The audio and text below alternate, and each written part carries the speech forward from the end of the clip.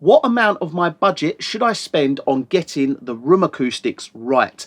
Now, the honest answer here is as much as you can. And the way I'm going to answer this question is, now, if we've got all the best gear in the world around us, we've got everything, the best analog equipment surrounding us, but we are in a rubbish room, we get a rubbish sound.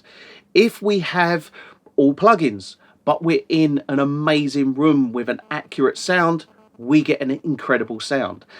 The room is so important, and to answer this question, it is a case of spend as much as you can. Get the perfect room, or as close to the perfect room as your budget will allow you to. And I am testament to that, because I know what a bad room sounds like. I know what this room sounds like. This room is perfection, and that's, I put it down to, as much as it is talent and as much as it is the equipment that we use, the room plays such a massive part in it. And I know, and I can quite honestly and openly say, I would not achieve the sound that I achieve if I wasn't in this room. This room plays a massive, massive part in it.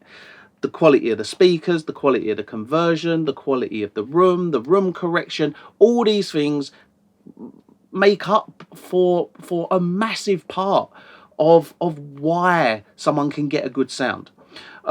So yeah, to answer this question, it is a case of spend as much as you can, because look, if you had all plugins, you had the most basic and limited of setups. You had a computer with a nice little SSL UFA or Avid S1, door controller, mouse, keyboard, good computer, in an incredible room, you will get a good sound, right? That's a cool setup if your room is incredible and you've got some great speakers as well, great conversion, all those sorts of things. What I always tell people is, if you can hear perfectly, so imagine this.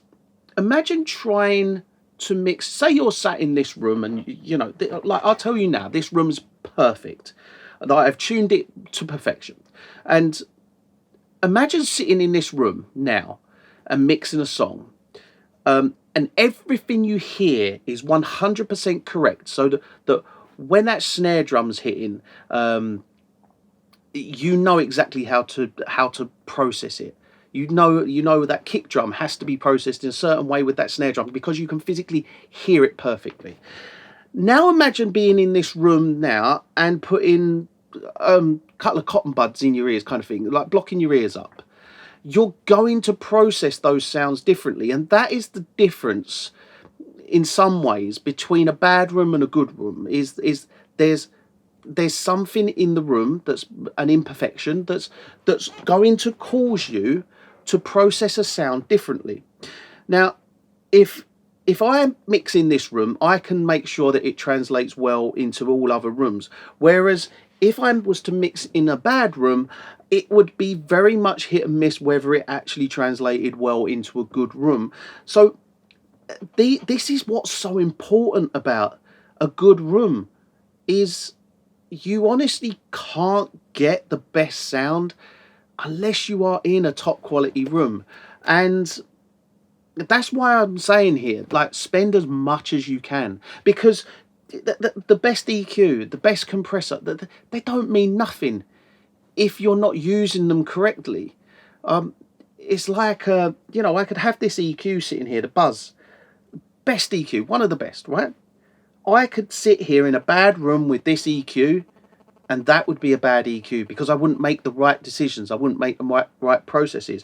Whereas I could sit on, let's say, FabFilter Pro Q3 in this room and make all the right decisions because I'm hearing it correctly. It's like listening to audio in HD and MP3, like the difference there. You're going to make a different sort of, you're going to make different decisions based on what you're hearing.